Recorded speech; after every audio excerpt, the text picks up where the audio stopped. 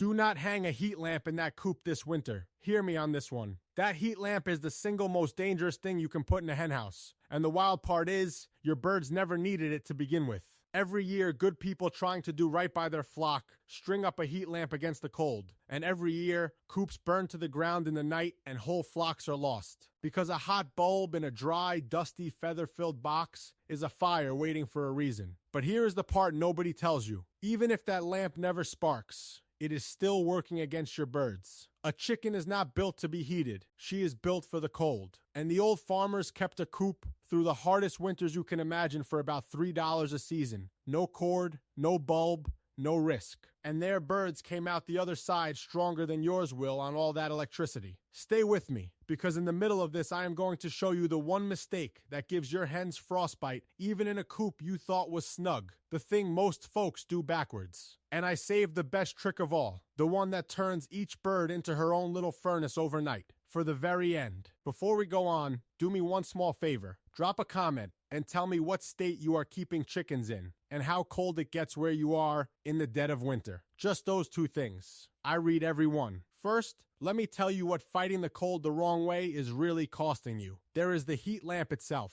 and the coop heater the store would love to sell you for $40, $50. There is the electricity, running all night, every night, for months. But that is pocket change next to the real bill. The real bill is the barn fire. Every single winter, families lose their coop, their flock, and sometimes a good deal more than that, to a heat lamp that fell, or shorted, or threw a spark into the dust. A henhouse is about the worst place on the whole property to put an open element. Think about what is in there. Dry pine shavings, loose feathers, dust hanging thick in the air, straw, cobwebs in the rafters. It is a tinderbox. All it takes is one bird flapping up and knocking that lamp loose, one clip giving way, one old cord chewed by a mouse. And by the time you smell smoke from the house, it is already gone. You cannot put a price on standing in the snow at 2 in the morning watching it burn, knowing every bird inside is gone. And here is the bitter part. You would be paying all of that money and taking all of that risk to give your birds a thing that is actually making them weaker, not stronger. That is what ought to bother you. Now let me take you back to that henhouse. Because to understand why you must not heat it, you have to understand the animal. You are not keeping a tropical creature. You are keeping a bird that wears a down coat she grew herself. A hen runs hot, her body sits up around 106 degrees, far warmer than yours. And those feathers are not just for looks. When the cold comes, she fluffs them out and traps a layer of warm air right against her skin. The very same idea as the down comforter on your bed or the coat on your back. She is walking around in the best cold weather gear ever made, and it is free, and it never needs a battery. And there is more to it than the one bird. A flock roosts together, packed side by side on the bar, and all those little furnaces line up wing to wing and share their heat, so the whole roost sits in a warm pocket of their own making. Your grandmother did not warm that coop.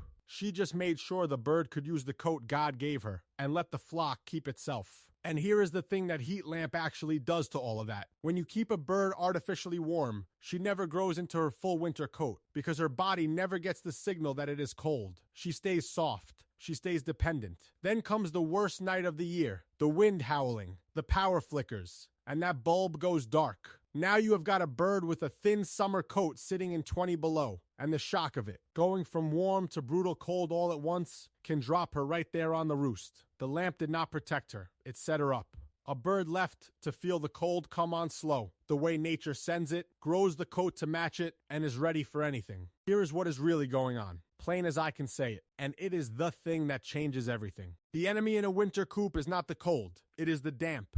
A dry hen in freezing air is snug as can be, but a hen in a wet, humid coop, where the moisture from her own breath and her droppings has nowhere to go, that hen is in trouble, because wet feathers cannot trap air, and wet air on a comb in freezing weather is exactly what gives you frostbite. So the whole game is not about heat at all. It is about keeping the coop dry and blocking the hard draft off the birds while still letting that damp air escape up and out. Michigan State University Extension has said it plain for years, that a dry, well-ventilated coop keeps a flock far safer than a heated one, and that most winter frostbite comes not from cold, but from moisture trapped inside. Cold does not hurt a dry bird. Wet does. Now here is where most folks go wrong, And this is the part I promised you. When a person sets out to keep the coop warm, the first thing they do is seal it up tight. Every crack, every gap, every window, stuffed and shut to hold the heat in. It feels right. It is exactly wrong. Because when you seal that coop up airtight, you do not trap heat, you trap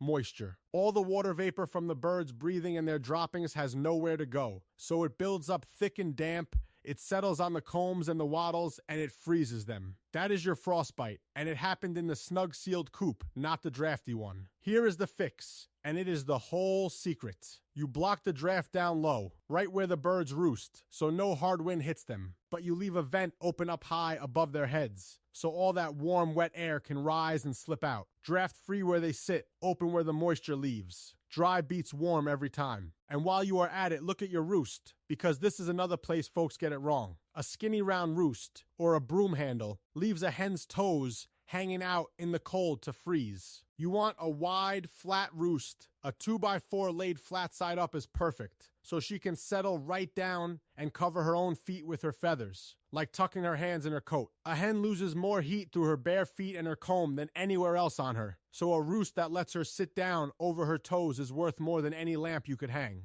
It costs you a scrap of lumber you likely already have in the shed. So let me give you the whole system, plain and in order, so you can set your coop right this weekend. Number 1, take that heat lamp down and be done with it. Trust the bird. She is dressed for this. Number 2, make the coop dry and draft free where it counts. Block the low gaps and the hard wind off the roost, but leave a vent open up high so the damp air escapes. If you have got big drafty walls, stack a few straw bales against the outside, the north side especially, and they will break the wind for a couple of dollars. Number 3, fix the roost. A wide flat board so every hen can hunker down and cover her feet. Number 4, build up a deep litter floor. I have talked on this before, but in short, you let the bedding and the droppings build up deep and compost right there on the floor. And that slow composting throws off a gentle, steady heat from underneath, warming the coop with no cord at all. And one more on that deep litter because it does double duty in the cold. Not only does it throw a little heat, it puts a thick, dry, insulating blanket between your birds and the frozen ground, so the chill is not creeping up into the coop from below. A bare board floor pulls the cold right up. A deep litter floor holds it off. Number 5, and here is where it gets good. You feed them right for the cold. Now I know what some of you are thinking. I already put a lamp in there and my birds are used to it now. Or it gets to 20, 30 below where I am. Surely they need help. Or my coop is old and drafty and I am scared for them. Hear me. If you have got a lamp in there now, the kindest thing you can do is wean it off. Take it out on a milder stretch and let them adjust. Because a bird that leans on that lamp is a bird in real danger the night the power fails and the cold is worst. And if you live where it gets brutal, 20 and 30 below, a dry draft-free coop and a healthy flock still come through it. Because it is the wet and the wind that kill, not the number on the thermometer. Cold, hardy birds have wintered on this continent since long before there was a wire run to a single barn. If you are picking out new birds, lean toward the hardy old breeds with small combs, the ones that shrug off a hard winter, and you will have even less to fret about. But even a plain backyard hen, kept dry and fed right, has everything she needs already built in. And now the best trick of all, the one I saved for the end, the thing that turns each bird into her own little furnace through the coldest part of the night. It is a simple scoop of whole corn or scratch grain given late, right at dusk, just before they go to roost. Here is why it works, and it is real. When a bird eats that grain and goes to sleep, her body works all night long, grinding it down and digesting it. And that digestion throws off body heat from the inside out for hours. A hen that goes to roost with a full crop of corn is running her own wood stove in her belly till morning. The old farmers knew it without a word of science to it. They gave a little extra grain of a cold evening, and the flock slept warm on the fuel inside them. Corn is the best of it, because corn is slow to digest and burns long and hot, which is exactly why so many folks call it a warming feed. A handful per bird at dusk is all it takes, and a sack of it costs next to nothing and lasts you the season. That, along with a dry coop, a wide roost, and the coat of feathers she grew herself, is how a bird beats a night that would put a man in the hospital. No lamp, no cord, no power bill, just the animal doing exactly what she was built to do, and you being wise enough to get out of her way and let her. So let me lay the whole thing out one more time, plain and in order, so you can do it this weekend. First, take the heat lamp down and get rid of it, because the fire and the dependency are the real dangers, not the cold. Second, make the coop dry and draft free at roost level, but leave a vent open up high so the moisture escapes, because wet, not cold, is what gives frostbite. Third, put in a wide flat roost so each hen can cover her own feet. Fourth, build a deep litter floor for gentle heat from below. And fifth, toss them a scoop of whole corn at dusk so they burn it warm all night. That is the entire thing. About $3 a season in straw and grain, and a flock that comes through the winter hardy instead of hooked on a wire. You did not lose this because it stopped working. You lost it because there is money in your fear. A frightened chicken keeper buys the lamp,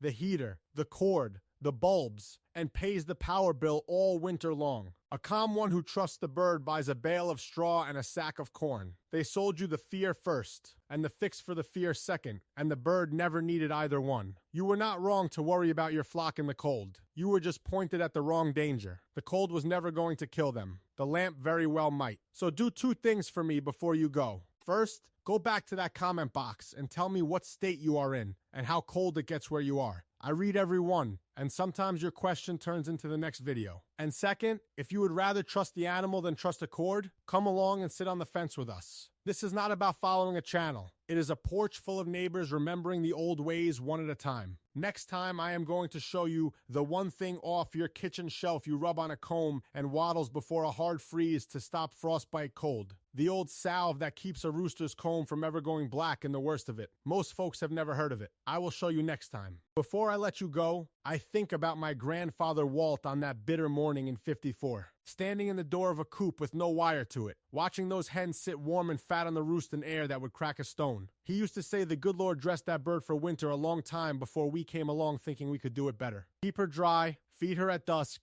and I will see you next time.